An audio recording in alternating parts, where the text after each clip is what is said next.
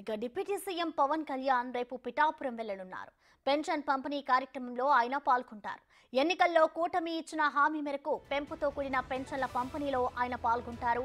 Deputy CM హోదాలో పిఠాపురం రావడంతో కూటమి నేతలు సహా పవన్ కళ్యాణ్ అభిమానులు ఘన స్వాగతం పలికేందుకు సిద్ధమవుతున్నారు.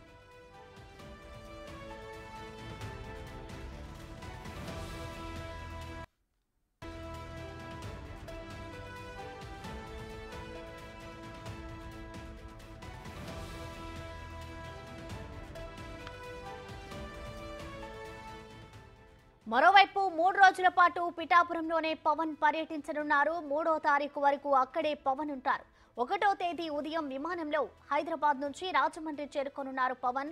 రోడ్డు మార్గంలో గొల్లప్రోలు మండలం గొల్లప్రోలులో సత్యకృష్ణ కన్వెన్షన్ హాల్లో పింఛన్ పంపిణీ కార్యక్రమంలో పాల్గొంటారు. అనంతరం చేబ్రోలు నివాసానికి చేరుకొని పిఠాపురం నాయకులు, వీర మహిళలతో, స్థానిక ముఖ్య నాయకులతో సమీక్షా సమావేశంలో పాల్గొంటారు. 2వ తేదీన కాకినాడ కలెక్టర్ కార్యాలయంలో వివిధ శాఖల అధికారులతో పవన్ కళ్యాణ్ సమీక్షలు నిర్వహించనున్నారు. 3వ రోజు ఉదయం 10 గంటలకు రోడ్డు మార్గంలో ఉప్పాడ సముద్ర తీర ప్రాంతంలో కోర్టుకు గురవుతున్న ప్రాంతాన్ని ఉప ముఖ్యమంత్రి పవన్ కళ్యాణ్ పరిశీలించనున్నారు.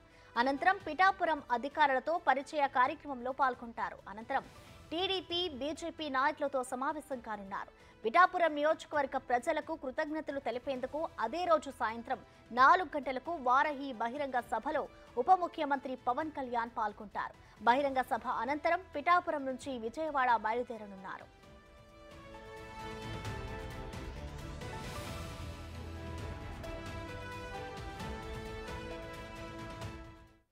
దీనిపై మరింత సమాచారం మా ప్రతినిధి రాజేష్ అందిస్తారు. రాజేష్, చెప్పండి, రేపైతే ఉప ముఖ్యమంత్రి పవన్ సొంత నియోజకవర్గానికి వెళ్లబోతున్నారు. దానికి సంబంధించిన డీటెయిల్స్ ఎలా ఉన్నాయి రాజేష్?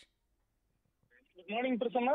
ఉప ముఖ్యమంత్రి పవన్ కళ్యాణ్ పర్యటన అధికారికంగా ఖరారైంది. గత నెల 18వ తేదీ నుంచి కూడా పవన్ కళ్యాణ్ పిఠాపురం వస్తారని చెప్పి ఇప్పుడు దఫాలు అనుకున్నప్పటికీ ఫైనల్ గా రేపటి నుంచి 3 రోజుల పాటు జనసేన అధినేత అలాగే డిప్యూటీ సీఎం పవన్ కళ్యాణ్ పిఠాపురం రానున్నారు. రేపు ఉదయం 9 గంటల ప్రాంతంలో విజయవాడ నుంచి ప్రత్యేక విమానంలో చేరుకుంటారు. ఇక్కడి నుంచి రోడ్డు మార్గంలో పిఠాపురం వెళ్తారు.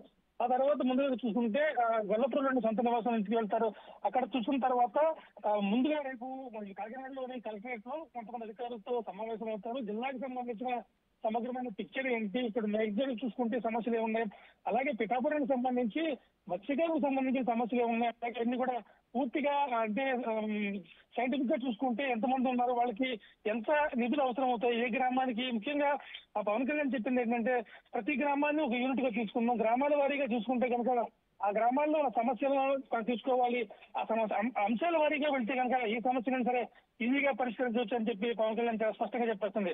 అయితే 2వ రోజు మళ్ళీ పిఠాపురంలోనే జనసేన, టీడీపీ, బీజేపీ నేతలతోనూ కార్యకర్తలతోనూ భేటీ అవుతారు. అలాగే రాజకీయ దాడులకు సంబంధించి కొంత చర్చకు వచ్చే అవకాశం ఉంది.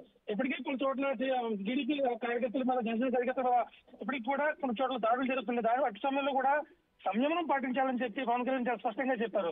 అలాగే చూసుకుంటే తర్వాత 3వ రోజు కూడా మళ్ళీ పిఠాపురంలోని సముద్ర కోతకు గురవుతున్న గ్రామాలను అంటే లంక గ్రామాలన్నింటినీ కూడా ఆయన పరిశీలిస్తారు. అంటే చాలా దశాబ్దాలుగా కొన్ని ఊళ్ళు సైతం సముద్రంలో కలిసిపోయిన పరిస్థితి ఉంది.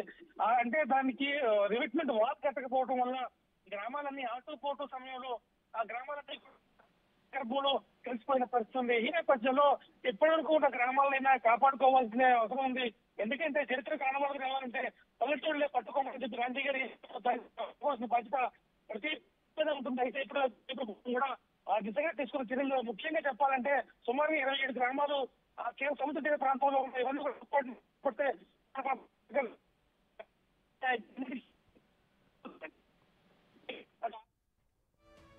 Right, thank you Rajesh.